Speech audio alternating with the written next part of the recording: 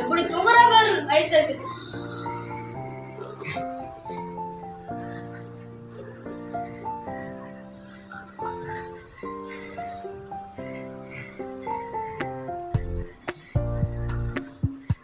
எப்படி தூங்குறான் எப்படி தூங்குறா பச்சை லோகு தூக்கம் நல்ல தூக்கம் ஜோர நல்ல தூக்கம்.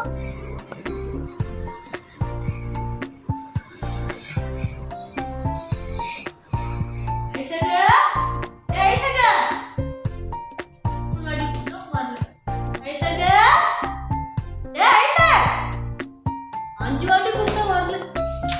எப்படி வாழ்க்கையில தூங்கினே இருக்கிறாங்க. என்ன பண்றது? அப்படியே தூங்கினா ரொம்ப கஷ்டம். என்ன பண்றது? ஐசக் ஐசக் ஐசக் என்ன பண்ற? ஐசக் என்ன ஐசக் நீ போ. ஐசக்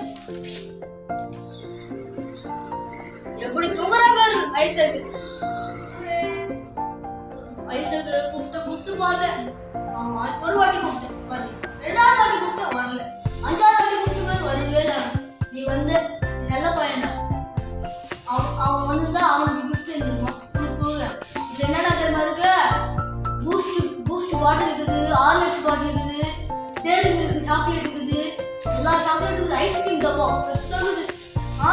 நல்லா சாப்பிட்டு நல்லா இரு. அப்பா கூப்பிட்டாங்க போலாம். நான் கூப்பிட்டீங்களா? ஒரு 2 மணி நேரத்துக்கு முன்னாடி கூப்பிட்டேன். நீ ஒன்னா வரல. உனக்கு வந்து கிஃப்ட் அவனுக்கு போயிடுச்சு. டேரி மில்க் போச்சு, பூஸ்ட் போச்சு, ஹார்லிக்ஸ் போச்சு, எல்லாம் போச்சு. ஏன்டா அப்படி என்னப்பா நீ அவன் கூட்டி கொடுத்துரு, என்ன கொடுக்க மாட்டேங்கிறியா? வாழ்க்கைக்கு இதை யாரு கொடுப்பா? என்னப்பா ஒரு வாட்டி தூங்கி எப்படி பண்றீங்க? ஒரு வாட்டி தூங்கினாலும் ஒரு கிஃப்ட் இல்ல. நல்லா இருக்குங்களா? இப்போ நம்ம 2 பசங்க பார்த்தோம். ஒரு பசங்க 2 வாட்டி கூப்பிட்டோன்னே வந்துட்டான். இன்னொரு பசங்க 5 வாட்டி கூப்பிட்டோம் வரவே இல்லை. அப்போ வசனம் சொல்லுது, அவர் சத்தத்துக்கு நீ செவி கொடுப்பாயானால் கர்த்தர் உன்னை சகல ஜாதிகளுக்கு ஒளிய மேன்மையாய் வைப்பார்.